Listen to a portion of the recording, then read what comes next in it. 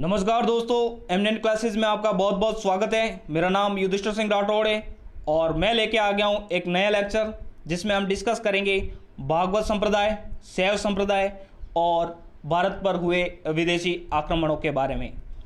यदि आप मुझसे मेरे सोशल मीडिया प्लेटफॉर्म पर जुड़ना चाहते हैं तो आप मुझे टेलीग्राम, इंस्टाग्राम और ट्विटर अकाउंट पर भी फॉलो कर सकते हैं।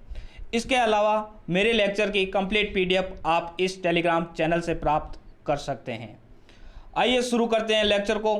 लेक्चर की शुरुआत मैं इस क्वेश्चन के साथ करना चाहूँगा जिसमें कहा गया है कि कौन सा पिटक नैतिक आचार संहिता से संबंधित है, मतलब नैतिक आचार संहिता के बारे में बताता है। जैसा कि हमने जब बौद्ध धर्म पढ़ा था तो बौद्ध धर्म में अलग अलग संगीतियों में अलग अलग पिटक की रचना हुई थी। उसमें से 3 पिटक थे, अभिधम पिटक, विनय पिटक और सूत पिटक। तो इसी क्वेश्चन में यही बताया गया है कि कौन से पिटक में नैतिक आचार संहिता अर्थात जो बुद्धिज़्म के जो संत थे उनके लिए जो नैतिक आचार संहिता का जो बखान है वो कौन से पिटक में कर रखा है। तो ऑप्शन है अभिधम पिटक, विनय पिटक, सूत पिटक और इनमें से कोई नहीं। यदि आप मेरे लेक्चर की जो बौद्ध सीरीज़ है बौद्धिज़्म के बारे में अगर आपने कंप्लीट पढ़ा है तो आप संभव है इस क्वेश्चन का आंसर दे पाएंगे। तो आपको इस क्वेश्चन का जो आंसर है वो नीचे कमेंट बॉक्स में देना है। शुरू करते हैं भागवत धर्म को। 6ठी शताब्दी ईसा पूर्व में जैन और बौद्ध धर्म के उदय के अतिरिक्त कुछ अन्य संप्रदायों का भी उदय हुआ था जो कट्टरपंथी थे। इनमें सबसे प्रमुख भागवत और शिव भागवत संप्रदाय थे जिनका उत्तरोत्तर विकास होता गया। ये ब्राह्मण धर्म के मुख्य अंग बन गए तथा कालांतर में जैन और बौद्ध धर्म पर हावी हो गए। ब्राह्मण धर्म की कर्मकांडता, अडम्बता, यज्ञ और बलि प्रथा से मुक्ति पाकर ज्ञान एवं भक्ति मार्ग अपनाने की सलाह उपनिषद दे रहे थे और इन्हीं उपनिषदों से प्रेरणा पाकर ब्राह्मण धर्म की महत्ता को स्वीकार करते हुए कुछ लोगों ने अनावश्यक पूजा पाठ, यज्ञ बलि की प्रथा का विरोध किया।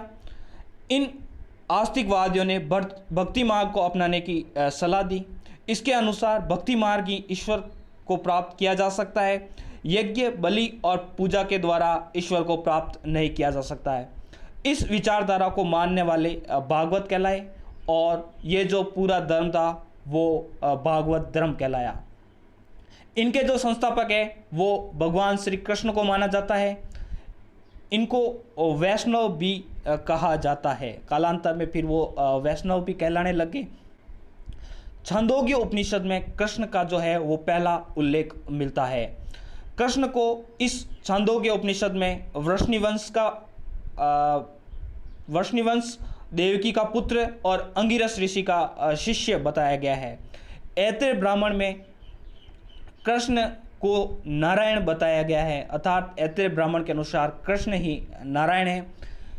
नारायण के अनुयायियों को पंचरात्रिक या धर्म को पंचरात्र कहा गया है। कृष्ण के जो उपदेश है वो भगवत गीता में संकलित है। भगवत गीता में अवतारवाद का उल्लेख हमें मिलता है। मत्स्य पुराण में विष्णु के 10 अवतारों का हमें उल्लेख मिलता है। उनमें से जो 8वां अवतार है वो कृष्ण के जो भाई बलराम हैं उनको बताया गया है। 9वां अवतार बुद्ध हैं और जो 10वां जो भविष्य का जो अवतार होगा वो कल्कि को बताया गया है। कृष्ण के अधिकतम 24 अवतार हो सकते हैं। भागवत धर्म का जो मूल तत्व है वो श्रीमद् भगवत गीता में संग्रहित है। इसमें कृष्ण को निष्काम कर्म और कर्म योग, भक्ति योग प्रतिपादित करते दिखाया गया है। इसके अनुसार मोक्ष प्राप्ति के 3 मार्ग है, ज्ञान मार्ग, कर्म मार्ग और भक्ति मार्ग। ज्ञान मार्ग जो है वो कठिन व दुरूह है। इसके अलावा कर्म मार्ग जो है इसके द्वारा लक्ष्य को प्राप्त किया जा सकता है, लेकिन जो ज्ञान मार्ग है और कर्म मार्ग है वो इसमें थोड़े कठिन बताए गए हैं, लेकिन सबसे सरल जो तरीका बताया गया है वो है भक्ति मार्ग। भक्ति मार्ग से आसानी से ईश्वर की प्राप्ति की जा सकती है। विष्णु का जो पहला उल्लेख है वो ऋग्वेद में मिलता है।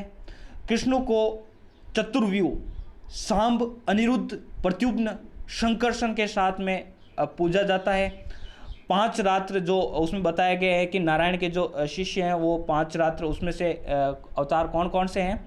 कृष्ण, लक्ष्मी, अनिरुद्ध, प्रद्युम्न और शंकरसन इसके क्या है 5 रात्र हैं। विष्णु के जो नाम है वो धर्मशास्त्र और पुराण में भी लिखे गए हैं। फिर जो कालांतर में भागवत धर्म दक्षिण भारत की ओर फैला और दक्षिण भारत में इस भागवत धर्म को आलवार कहा जाने लगा। अब नेक्स्ट बढ़ते हैं शैव धर्म की तरफ। शैव धर्म का जो उदय है वो शुंग व शातवाहन वंशों के समय हुआ था। शिव का जो प्रथम उल्लेख है वो ऋग्वेद में रुद्र के नाम से मिलता है, इसलिए शिव के स्वरूप का विकास भयंकर वैदिक देवता रुद्र के रूप में हुआ है।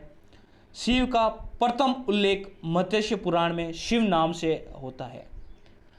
भगवान शिव का जो प्रथम जो लिंग है वो गुड्डीमल्लन लिंग रेनीगुंटा मद्रास से हमें प्राप्त होता है।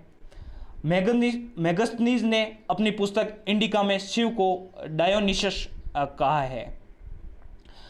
शतपथ ब्राह्मण एवं कौशितकी ब्राह्मण में शिव के 8 रूपों का हमें उल्लेख मिलता है। उसमें से 4 संहारक व 4 सौम्य रूप हमें प्राप्त होते हैं। श्वेता श्वेत उपनिषद में शिव को विश्व का उपास्य देव माना गया है, अर्थात वही सृष्टि करता है और वही संहारक भी है। वामन पुराण में शैव मत के 4 संप्रदायों का हमें उल्लेख मिलता है। उसमें से शैवपुत, पाशुपात, कापालिक और कालामुख ये 4 संप्रदायों का उल्लेख हमें वामन पुराण में मिलता है। शैव संप्रदाय की स्थापना का श्रेय लकुलिन को दिया जाता है। इसने पाशुपत महेश्वर संप्रदाय की स्थापना की थी। इनके अनुसार कर्ता शिव है, करण शक्ति है और उत्पादन बिंदु है। इस मत के 4 पाद है, विद्या, क्रिया, योग और चर्या। इसके अलावा 3 पदार्थ पति, पशु और पाश है। पति शिव है, पशु जीवात्मा है और पाश बंधन है। जब पाश से मुक्त होकर जब पशु है पति है जो वो है पाश से जब मुक्त हो जाता है तो वो शिव बन जाता है, अर्थात वह पति बन जाता है। अब इसके जो 4 संप्रदाय हैं उनको एक एक करके देखते हैं। सबसे पहला है पाशुपात संप्रदाय। ये सबसे प्राचीनतम संप्रदाय है। इसकी जो स्थापना है वो लकुलिश ने की थी। ग्रंथ था पाशुपात सूत्र। इनके जो अनुयायी थे वो पंचार्तिक कहलाए। अब अगला जो संप्रदाय है वो है कापालिक संप्रदाय।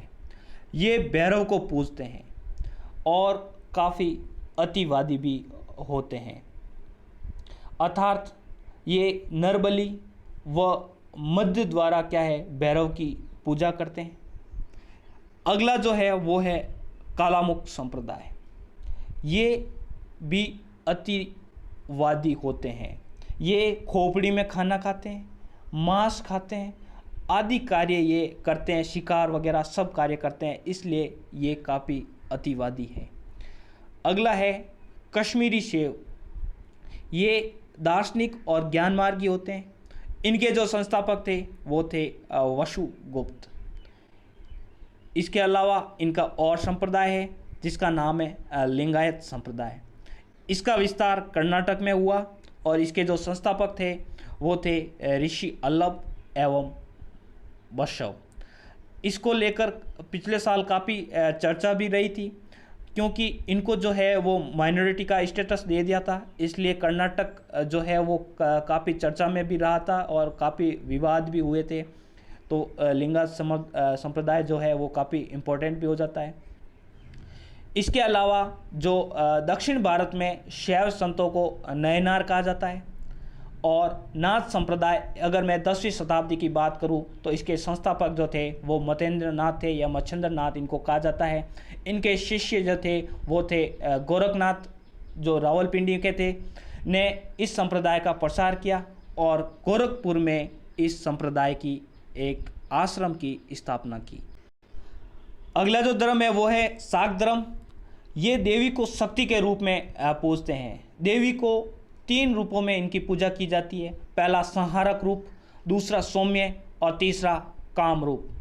देवी की अधिकतर पूजा इनके सौम्य रूप की ही की जाती है। यदि हम शक्ति रूप की बात करें तो इनका प्रमुख मंदिर कामाख्या असम में है, जबकि इसके अलावा जो सौम्य रूप है वो कश्मीर में शारदा देवी की जो पूजा की जाती है, जो वैष्णो देवी में जो मंदिर है वो इनका सौम्य रूप का जो है मंदिर है। ये मंदिर जो है वो वैष्णो देवी के नाम से भी जाना जाता है। अगला जो संप्रदाय है वो है आजीवक संप्रदाय। इसके जो संस्थापक थे वो थे मखलीपुत्र घोषाल। ये भगवान महावीर के समकालीन थे। महावीर के साथ में इन्होंने क्या है तपस्या भी की थी, तथा ये भाग्य में विश्वास करते हैं कि भाग्यवादी ये है, अर्थात इनका यही मानना है कि जो भाग्य में लिखा है वो अवश्य ही मिल जाएगा। ज़्यादा प्रयत्न करने से कोई अनुचित फल नहीं मिलने वाला। मौर्य शासक जो बिंदुसार था वो भी आजीवक संप्रदाय का अनुयायी था। अगला जो संप्रदाय है वो है संदेशवाह संप्रदाय। इसके जो संस्थापक थे वो संजय बेलपुत्र, उसके बाद में उच्छेदवादी, उसके जो संस्थापक थे वो थे अजीत कैश कंबलिन, और अगला जो है वो है अकर्मवादी। इसके जो संस्थापक थे वो थे पूर्ण कश्यप। ये थे कंप्लीट 6ठी शताब्दी के धर्म। अब हम बात करते हैं विदेशी आक्रमण और विदेशी आक्रमणों के प्रथम चरण की।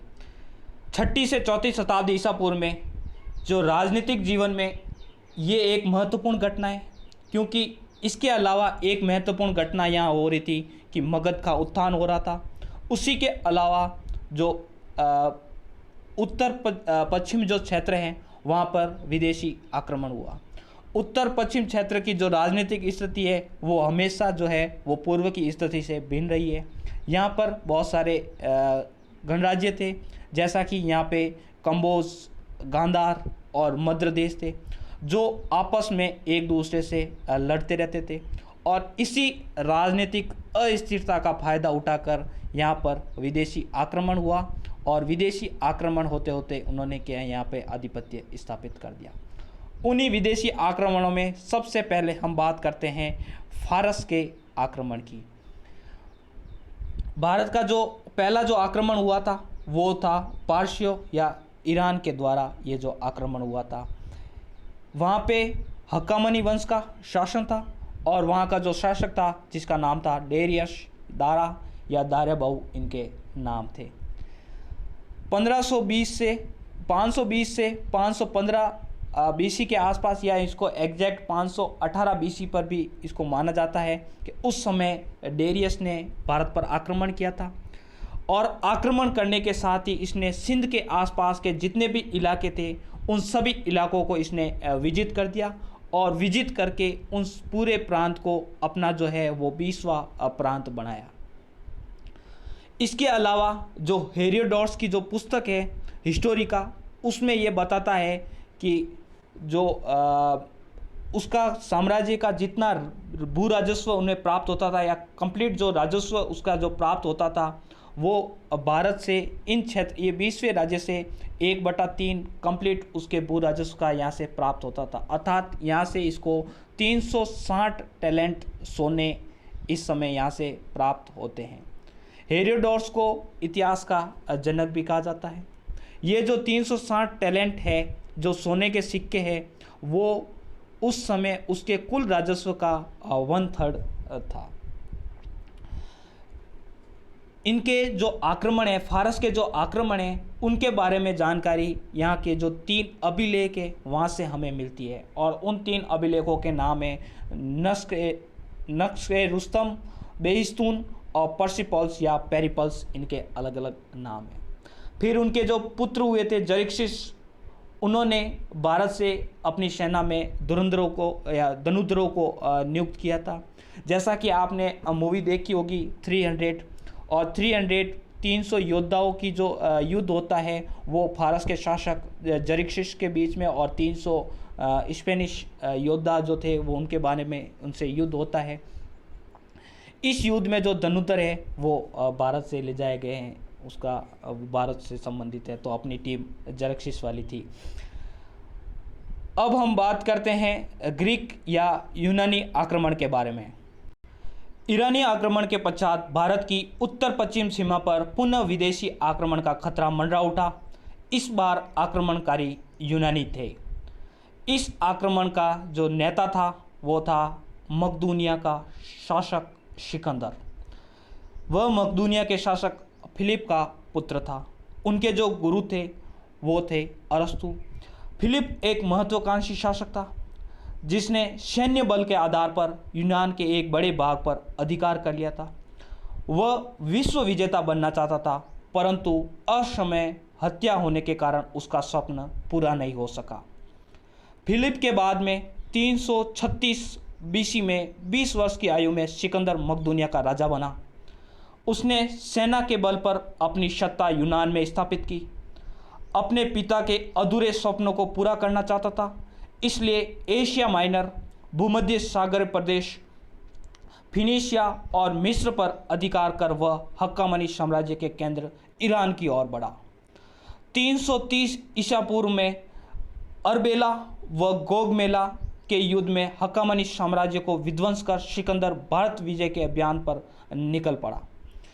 4वीं शताब्दी ईसा पूर्व में पश्चिमोत्तर सीमा प्रांत की राजनीतिक स्थिति ठीक वैसी थी जैसी ईरानी आक्रमण से पूर्व। अतः सिकंदर को जो है वो भारत विजय का सुनहरा अवसर हाथ लगा। जिस समय मगध का उत्थान हो रहा था उस समय उत्तर पश्चिम की जो स्थिति थी वो काफ़ी खराब थी। वहाँ पर छोटे छोटे राज्यों का वहाँ पे शासन था। जब सिकंदर ने यहाँ पे आक्रमण किया तो गांधार जो तक्षशिला के जो शासक थे आम्बी, उन्होंने वहाँ पे आत्मसमर्पण कर दिया और धीरे धीरे करके वहाँ के जितने भी छोटे छोटे राज्य थे उन सभी को एक एक करके सिकंदर ने जीत लिया। 4वीं शताब्दी ईसा पूर्व में सीमांत क्षेत्र में पोरस ही सबसे अधिक शक्तिशाली शासक था। फिर वो जाके पोरस पर अधिकार करने गया, लेकिन पोरस एक वीर योद्धा था। सिकंदर के आगमन की खबर सुनकर वह विचलित नहीं हुआ। उसने अन्य शासकों की तरह सिकंदर की अधीनता स्वीकार नहीं की तथा युद्ध की तैयारी आरंभ कर दी। उसने भारत के शासकों के पास विदेशी आक्रमणकारी का मुकाबला करने के लिए खबर भिजवाई, परंतु सिकंदर के भय से कोई भी राजा पोरस का साथ देने की तैयार नहीं हुआ। पोरस अकेले ही अपनी सेना के साथ झेलम नदी के तट पर सिकंदर का मार्ग रोककर खड़ा हो गया। अर्थात झेलम वितस्ता या हाइडेस्पिस युद्ध जो है 326 बीसी में सिकंदर और पोरस के बीच में हुआ। कई दिनों तक दोनों सेनाएं नदी के दोनों तटों पर आमने सामने डटी रही। बरसात की एक रात सिकंदर की सेना छुपके से नदी पार कर पोरस और वो पार कर गई। पोरस और सिकंदर में भीषण संग्राम हुआ। पोरस ने वीरतापूर्वक आक्रमणकारी का सामना किया, परंतु युद्ध में पराजित होकर वह बंदी बना लिया गया। फिर बाद में उसे सिकंदर के समय प्रस्तुत किया गया और सिकंदर ने कहा, बोल तेरे साथ क्या व्यवहार किया जाए, छोड़ दिया जाए या मार दिया जाए। तब उसने निर्भीकतापूर्वक कहा, जैसा एक राजा को दूसरे राजा के साथ करना चाहिए वैसा ही व्यवहार मेरे साथ भी किया जाए। तब सिकंदर उससे काफ़ी प्रभावित हुआ और पोरस को अपना मित्र बना दिया तथा उसे जो है वो अपना राज्य वापस लौटा दिया। पोरस का जो राज्य था वो झेलम और चिनाब नदी के मध्य स्थित था। अभी जो वर्तमान में गुजरात का जो प्रदेश है उसके ऊपर का जो कंप्लीट प्रदेश था वो पोरस के राज्य में शामिल था। सिकंदर यहाँ पर 19 महीने तक रुका था। भारत में 19 महीने तक रुका था। सिकंदर की सेना ने व्यास नदी को पार करने से मना कर दिया। काफ़ी लंबे समय तक, ये 2 वर्ष का टाइम था, वो लगातार युद्ध लड़ रहे थे और लगातार युद्ध में शामिल होने के कारण वो उनकी आर्थिक स्थिति भी खराब हो गई थी। इसके अलावा उनकी वो बहुत सारी थकान हो गई थी। इस कारण उन्होंने व्यास नदी को पार करने से मना कर दिया। सिकंदर यहाँ के एक दार्शनिक थे जिनका नाम था मंडनीस, उनसे काफ़ी प्रभावित हुआ और यहाँ के राजा को कहा कि मंडनीस को मुझे दे दो, लेकिन उन्हें मंडनीस तो नहीं मिला, लेकिन वो कालानास को जो एक दार्शनिक थे उनको अपने साथ वापस लेके गए। सिकंदर ने भारत में 3 शहर बसाए, उसमें से एक था निकया, दूसरा था बुकाफेला या बहुकाफेला और तीसरा था अलेक्जेंड्रिया। 3 इतिहासकार इनके साथ भारत आए थे और उनके नाम थे निरियाकस, ये नौसेना का प्रमुख था, दूसरा था अनस्ट्रिकेट्स और तीसरा था अरिस्टोबुल्स इनके नाम थे। जो 3 इतिहासकार थे जो सिकंदर के साथ में भारत आए थे। तो ये था कंप्लीट विदेशी आक्रमण। तो हमने जो महाजनपद काल का जो टाइम पीरियड है वो लगभग कंप्लीट पढ़ लिया है। इसके अलावा अगले लेक्चर में हम मौर्य काल के बारे में पढ़ेंगे। आशा करता हूँ इससे आपको बहुत कुछ सीखने को मिला होगा। Thank you for listening.